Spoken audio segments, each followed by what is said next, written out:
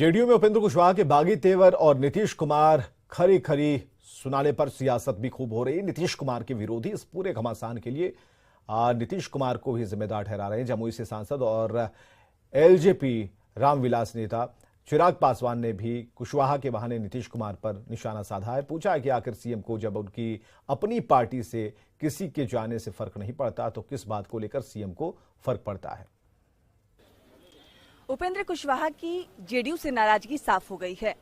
PC करके उन्होंने कई ऐसी बातें मुख्यमंत्री से पूछे हैं। चिराग पासवान हमारे साथ हैं। जिस तरीके से उपेंद्र कुशवाहा नाराज नजर आ रहे हैं, लेकिन चुनौती भी उन्होंने दे दी मुख्यमंत्री को, कसम खाइए। देखिए, उनकी नाराजगी खैर इंटरनल मैटर है, बट कहीं ना कहीं मुझे दुख होता है इस बात का, मुझे अफसोस होता है इस बात का कि किस तरीके से मुख्यमंत्री नीतीश कुमार जी अपनी ही पार्टी के नेताओं के साथ बर्ताव करते हैं। किस तरीके से मुख्यमंत्री जी बोलते हैं कि भाई कोई आएगा जाएगा, हमको फर्क नहीं पड़ता। क्यों फर्क नहीं पड़ता मुख्यमंत्री जी? वो आपकी पार्टी के नेता हैं, आपकी पार्टी के कार्यकर्ता हैं। ये सोच दर्शाती है आपकी।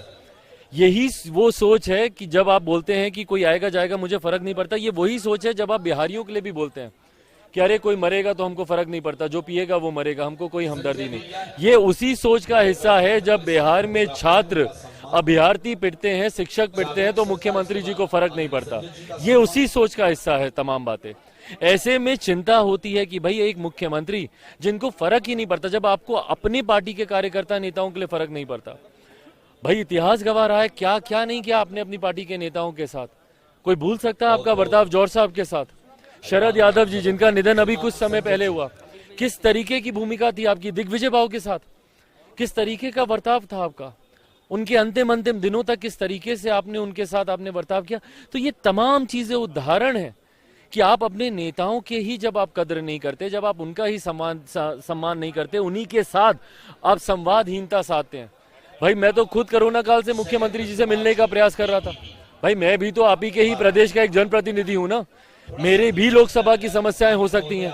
क्यों आप मुलाकात नहीं करेंगे मुझसे? क्यों? क्योंकि मेरी सोच और आपकी सोच में फर्क है, इसीलिए आप इतना व्यक्तिगत द्वेष पाल लेंगे कि आप मुझसे मुलाकात तक नहीं करेंगे। तो मुझे इस सोच से मुझे ऐतराज है। आने वाले दिनों में चुनाव होने वाले हैं, आप किस गठबंधन के साथ होंगे?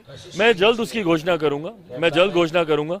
मैंने इस बात को कहा है कि अगला चुनाव हम लोग गठबंधन के तहत ही लड़ेंगे और बहुत जल्द चुनाव समीप आते आते तक उसकी घोषणा कर दी जाए।